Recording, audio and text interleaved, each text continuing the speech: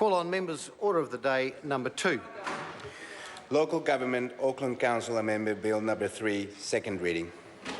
Mr. Speaker. I call Alfred Ngaro. Thank you, Mr. Speaker. I rise and take a call on the Local Government Auckland Council Amendment Bill number 3 in its second reading. And as the sponsor of this private member's bill, it's an honour to be able to speak tonight in its second reading in the House here. Can I acknowledge the Local Government and Environment Select Committee, the chairperson, Scott Simpson.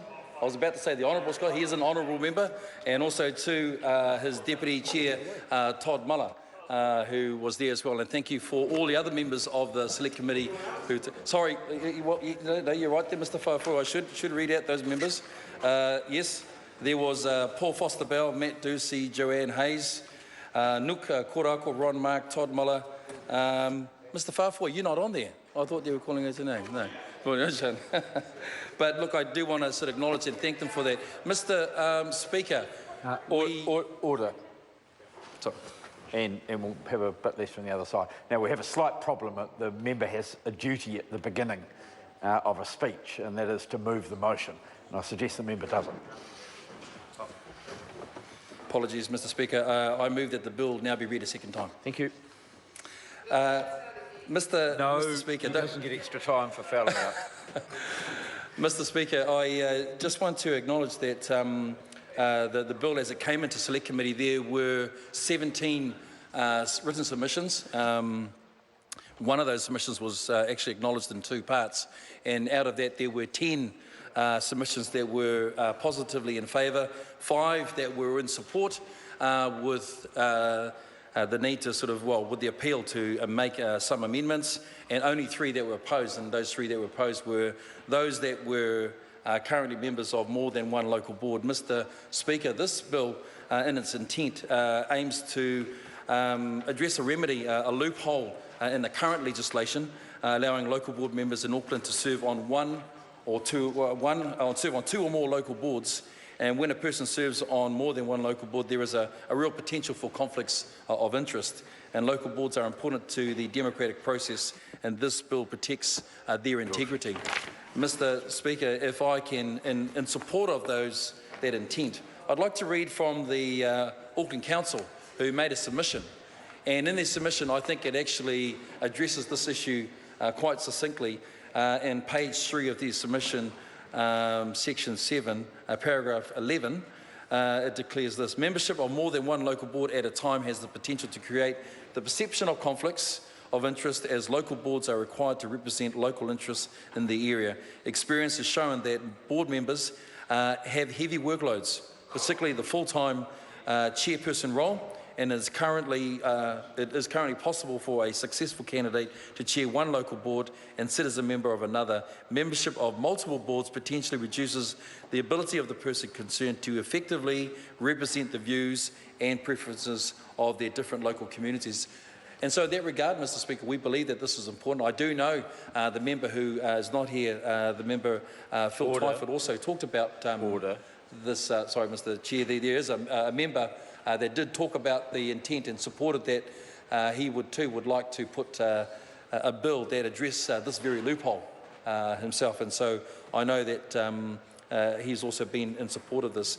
The paragraph 12 of the Auckland City Council, and I think that's important too, and I just want to quickly summarise the point here.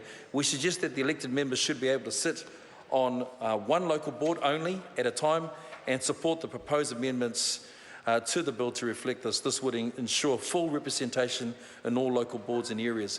Mr. Speaker, we believe it's important that full representation be available to all communities. I know that currently we've now had 2 terms of the Auckland Council and those on local boards, and what's been encouraging is to see the widespread representation. I want to acknowledge in the Maungakeke Tamaki ward, in fact we had the councillor Denise Crum who was down here, but we also too 2 friends of mine, Josephine Bartley and also Chris Makware, who had the opportunity to gain representation as elected members of their local boards.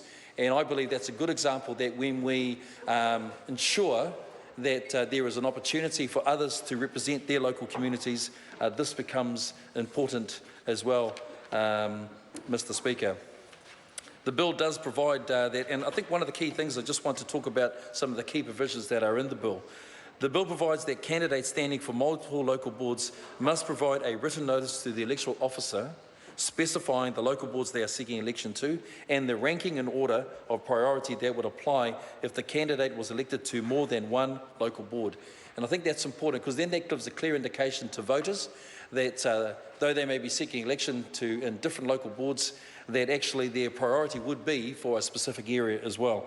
Candidates also must identify their priority and rankings in their candidate profile statements.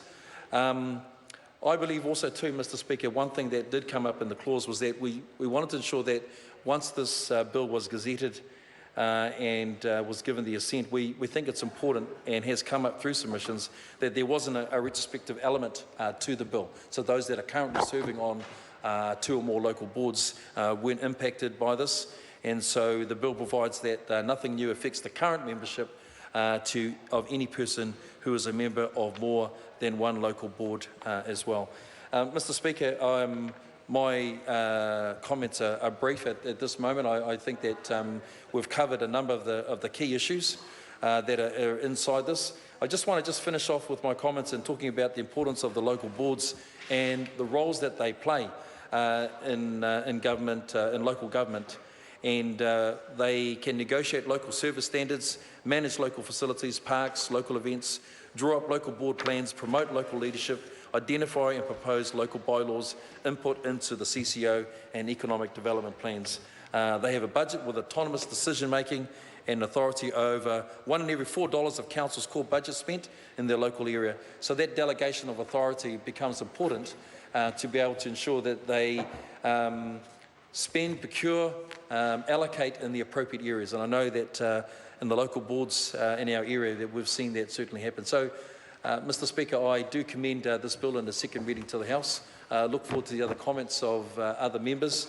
My sense is that there is widespread support. It's not a big bill, it's not a controversial bill, but one that we think that's important to, again, at the heart of it, to allow for greater representation throughout the Auckland area in particular for those in our communities to represent the interest of our local communities as well. I commend this bill to the House. The question is that the motion be agreed to. Mr. Speaker.